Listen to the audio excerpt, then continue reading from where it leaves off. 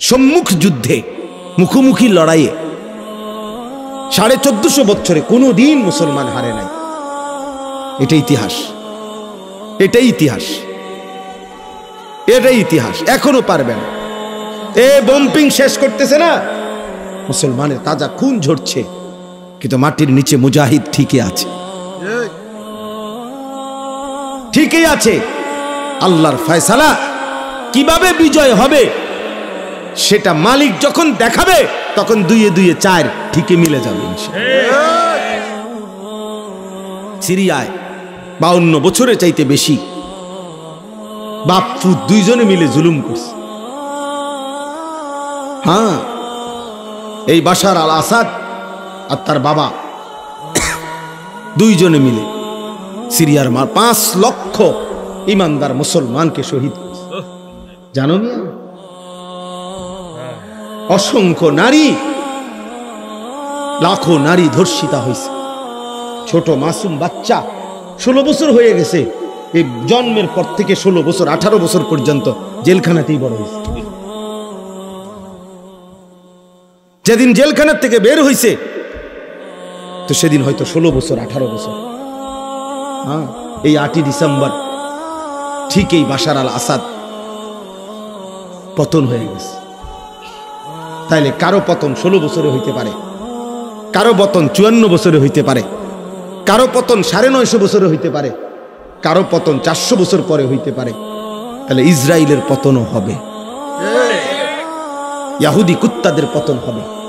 কিন্তু আমি বন্ধু বলতেছি, আমার যে কথাটা, সম্মুখ যুদ্ধে মুসলমান বিজয়ী হবেই হবে ইনশাআল্লাহ।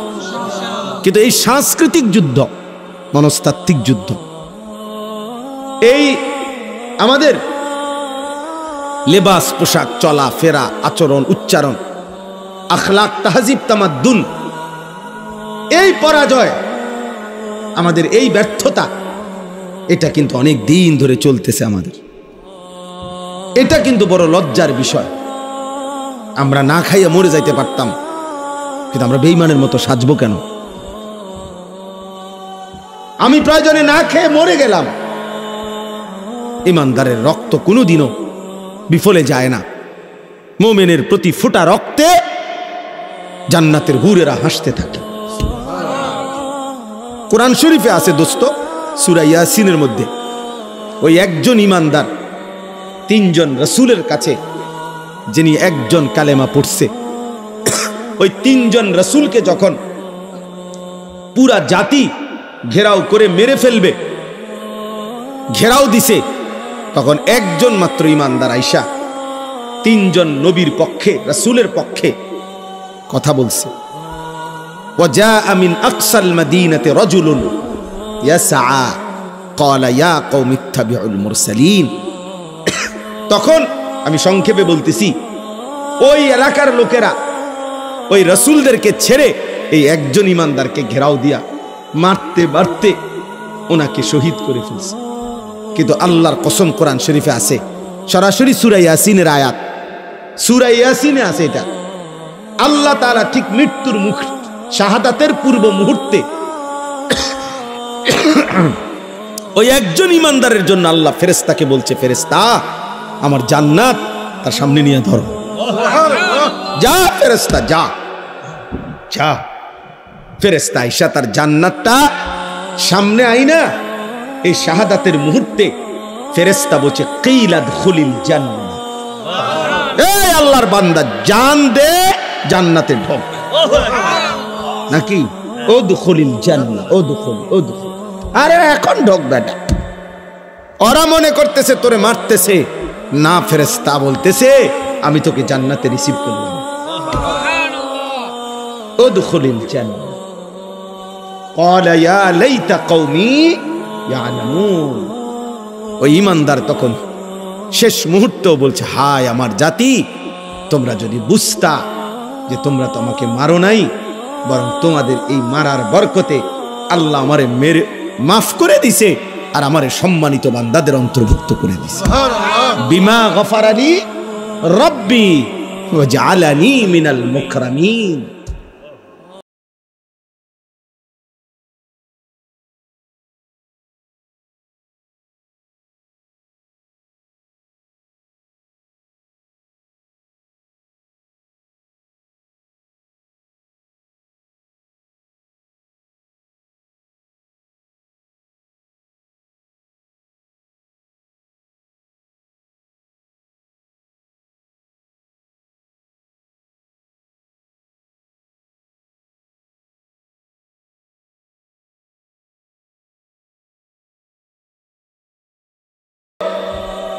সেই উহুদের নবীর চাচা আমির হামজার, আমার তো মনে হয় ওই শহীদকে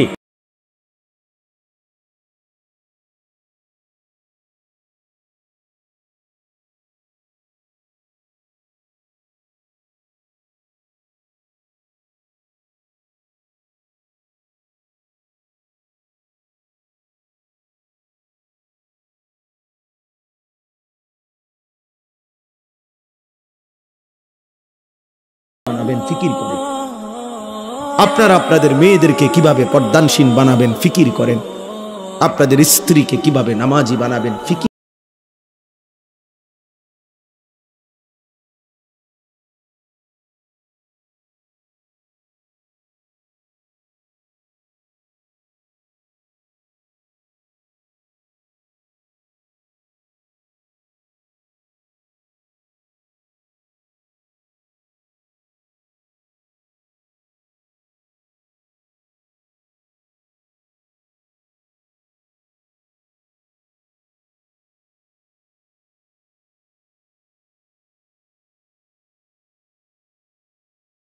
আল্লাহ তাআলা একটা কথা বলছে যে বন্ধু আপনি আমারে তিনটা জিনিস, নবীজিকে আল্লাহ বলছে তিনটা জিনিস আপনি আমারে বুঝাইয়া দেন, আর হকের বিজয়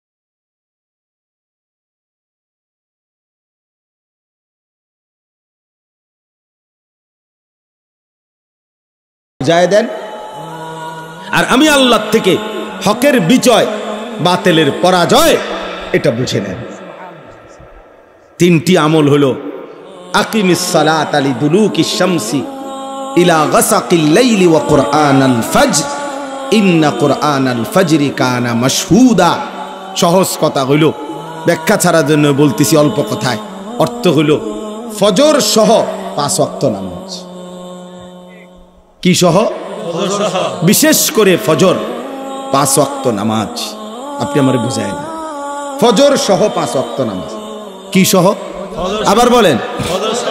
এইভাবে কোরআন শরীফের আয়াত এটা।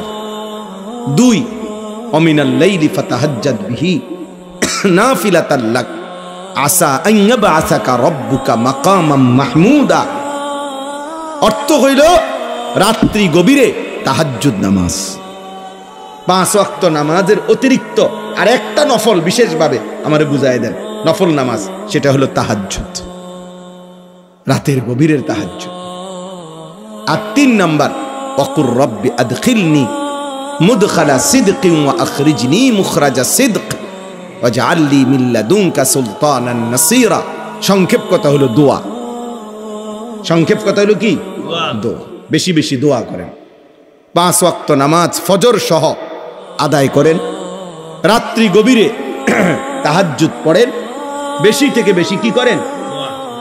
এরপরে এই 4 নম্বর আয়াতে আল্লাহ বলেন ওয়াকুল জা আল হক। এরপরেই কইলাম আমনে কইবেন যে জা আল হক, হক চলে এসেছে, ওয়া যাহাকাল বাতিল, বাতিল ভাগ্য গেছে।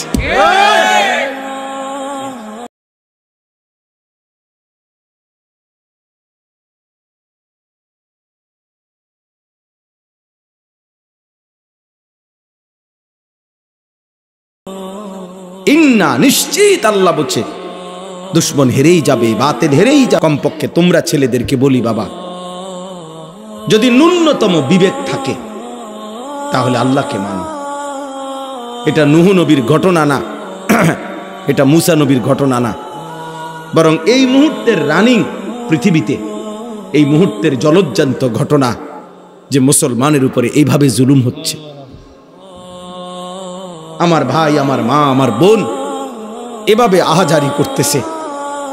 একটি অঞ্চলের সমস্ত মুসলমান তাদের বসত বিটার শেষ চিহ্নটাও মিশায়ে দিছে। এমন যে জাতির, সেই জাতির আরেক অংশ দিন রাত মোবাইল টিপতেছে, নাচ গান।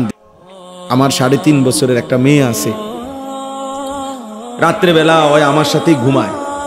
আমি আমার এই ছোট মেয়েটা আমার বালিশের পাশে একটা গ্লাসে সবসময় পানি রাখি।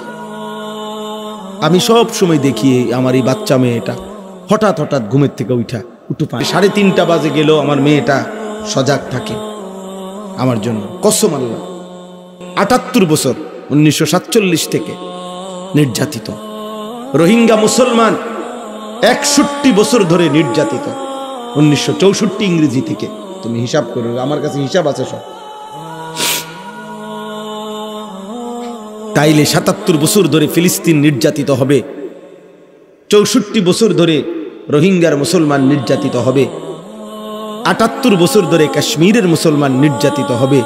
তুমি বন্ধু কোনোদিন নির্যাতিত হবা না, এর নিশ্চয়তা তোমার কাছে কোত্থেকে আসবে? কথা বলেন না। আমাদের উপরে কখনোই কোনো মুসিবত আসবে না।